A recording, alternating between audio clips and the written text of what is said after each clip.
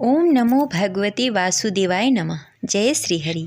आप सभी को पौष पूर्णिमा की हार्दिक शुभकामनाएं। आज सुनेंगे पौष पूर्णिमा व्रत कथा। तो प्रेम से बोलिए लक्ष्मी नारायण की जय। हिंदू धर्म में पूर्णिमा तिथि का विशेष महत्व होता है। इस दिन पवित्र नदी में स्नान कर दान पुण्य किया जाता है। माना जाता है कि पूर्णिमा के दिन स्नान दान करने से सारे पाप नष्ट हो जाते हैं और मोक्ष की प्राप्ति होती है। तथा पूर्णिमा के दिन स्नान करने के बाद भगवान विष्णु और माता लक्ष्मी की विधि विधान से पूजा कर व्रत रखा जाता है और व्रत कथा भी सुनी जाती है। तो आइए सुनते हैं पूर्णिमा के दिन सुने जाने वाली पूर्णिमा व्रत कथा। कथा शुरू करने से पहले कमेंट बॉक्स में लिखें जय हरि विष्णु।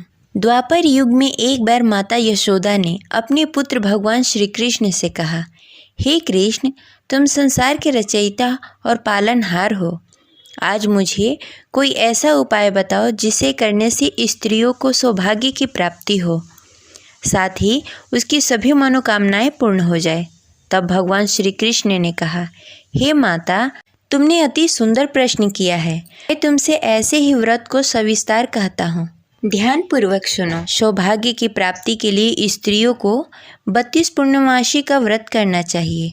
इस व्रत को करने से स्त्रियों को सौभाग्य और संपत्ति मिलती है। यह व्रत अचल सौभाग्य देने वाले एवं भगवान शिव और माता पार्वती के प्रति मनुष्य के अंदर भक्ति को बढ़ाने वाली है।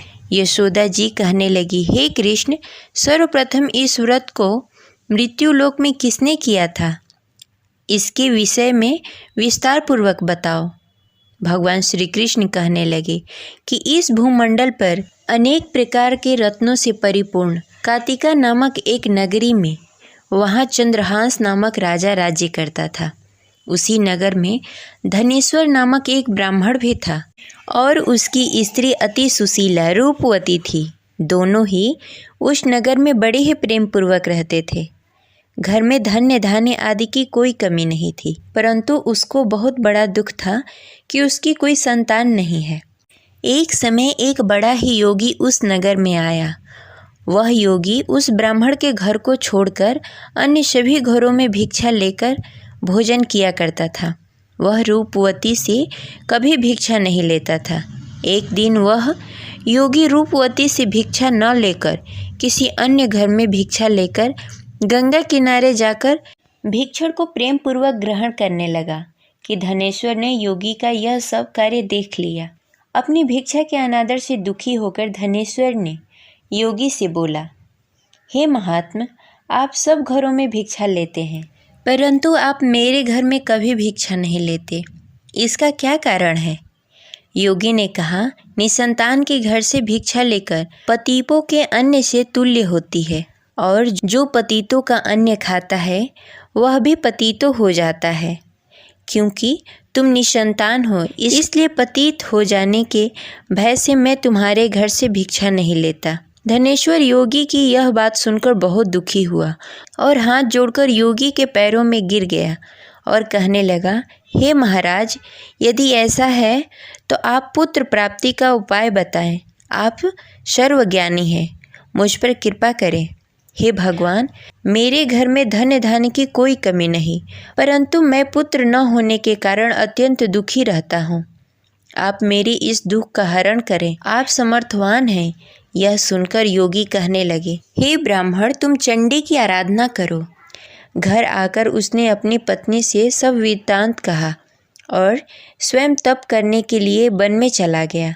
वन में जाकर उसने चंडी की उपासना की और उपवास किए। चंडी ने 16वें दिन उसको स्वप्न में दर्शन दिया और कहा, हे धनेश्वर, जा, तेरे घर में पुत्र होगा, परंतु वह 16 वर्ष की आयु में मृत्यु को प्राप्त हो जाएगा।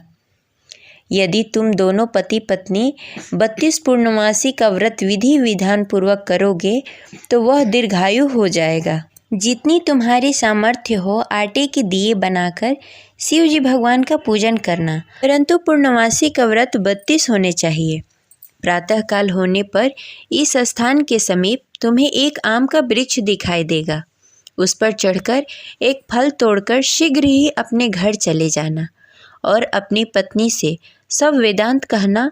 ऋतु स्नान के पश्चात वह स्वच्छ होकर श्री शंकर भगवान का ध्यान करके उस फल को खा लेगी।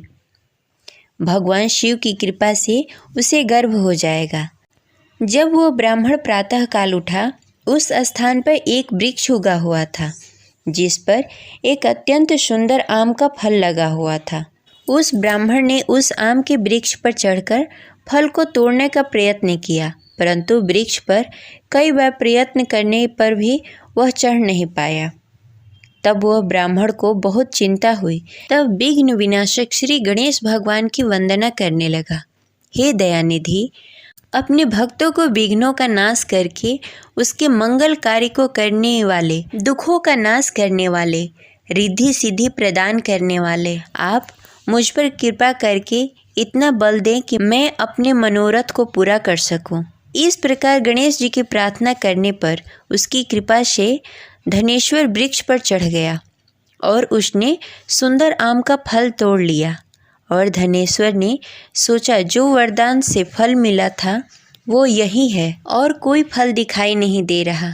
उस धनेश्वर ब्राह्मण ने जल्दी से घर जाकर अपनी पत्नी को वह फल दे दिया और उसकी पत्नी ने अपने पति के कहे अनुसार उस फल को खा लिया और गर्भवती हो गई।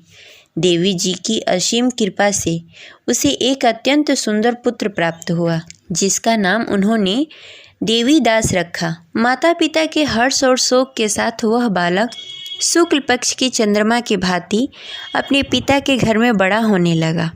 वह बालक अति सुंदर, विद्वान और बहुत ही पढ़ने में निपुण हो गया।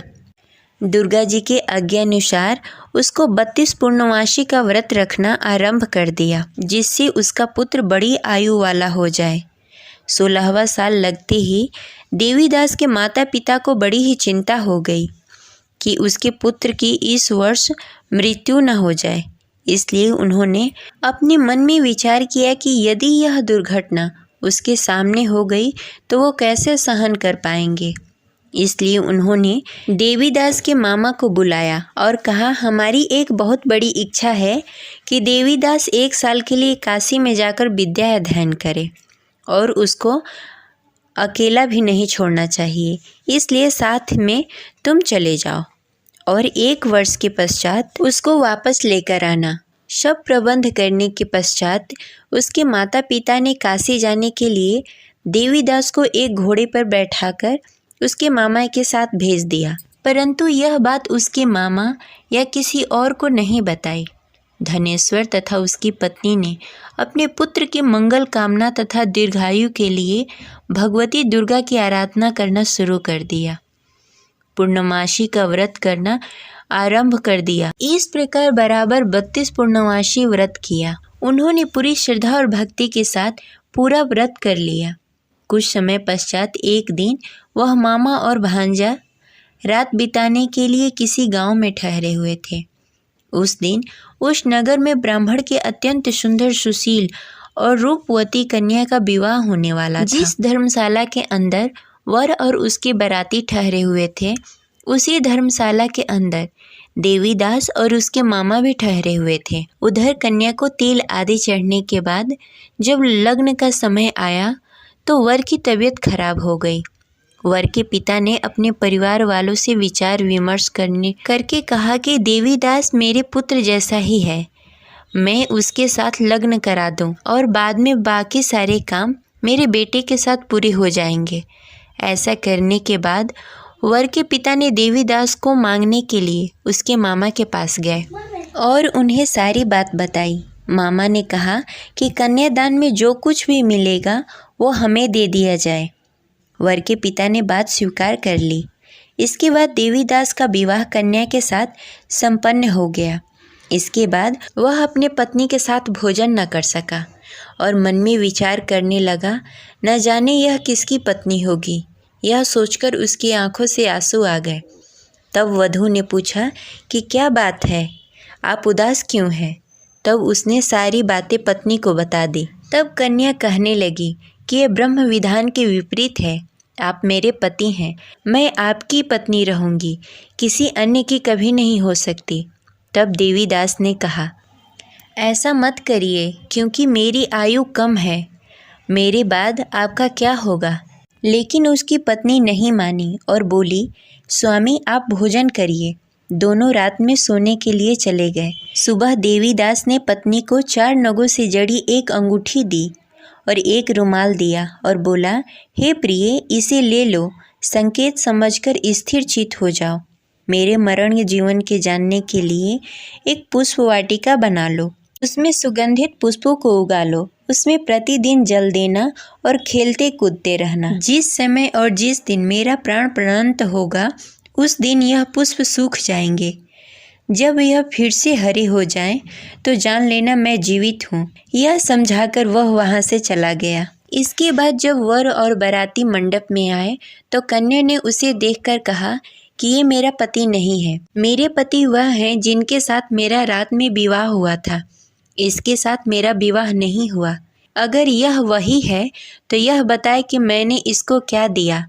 साथ ही कन्यादान के समय आभूषण मिले उसे दिखाए। कन्या की ये बातें सुनकर वह कहने लगा कि मैं यह सब नहीं जानता। इसके बाद सारी बारात भी अपमानित होकर लौट गई। भगवान श्री कृष्ण बोले, हे माता, इस प्रकार देवीदास काशी चला गया।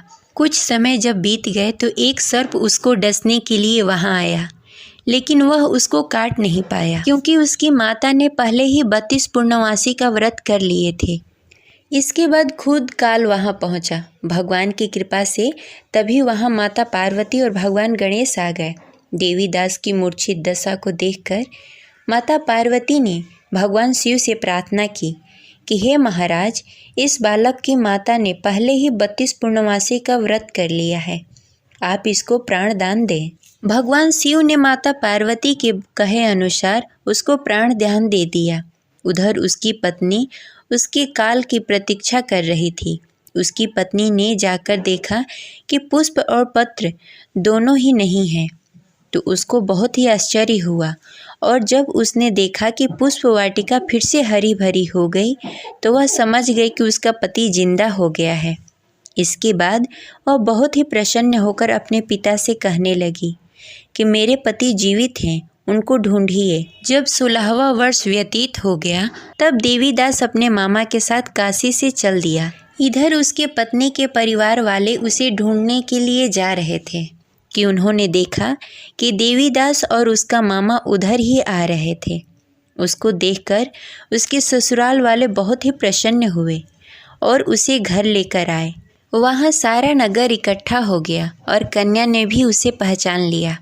देवीदास ने इसके बाद अपनी पत्नी और मामा को लेकर वहाँ से चल दिया। उसके ससुराल वालों ने भी उसे बहुत सारा धन और दहेज देकर विदा किया। जब वह घर के लिए चल रहा था तो उसके माता पिता को लोगों ने खबर दे दी कि तुम्हारा पुत्र देवीदास और उसकी पत्नी और उसके मामा आ रहे हैं।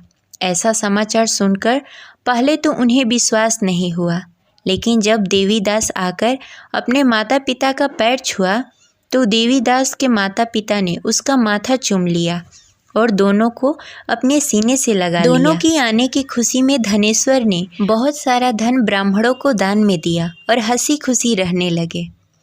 भगवान श्री कृष्ण कहने लगे कि इस तरह धनेश्वर ने 32 पूर्णिमा का व्रत रखकर पुत्र प्राप्त किए। जो भी स्त्री इस व्रत को करती है वह जन्म जन्मांतर तक वैध का दुख नहीं भोगती और सदैव सौभाग्यवती रहती है। यह मेरा वचन है। यह व्रत संतान देने वाला और सभी मनोकामनाएं पूर्ण करने वाला है। इस प्रकार पूर्णिमा व्रत कथा संपन्न हुई। तो प्रेम से बोलिए लक्ष्मी नारायण की जय। मिलते हैं अगले वीडियो में, तब तक के लिए हरे कृष्ण, राधे राधे।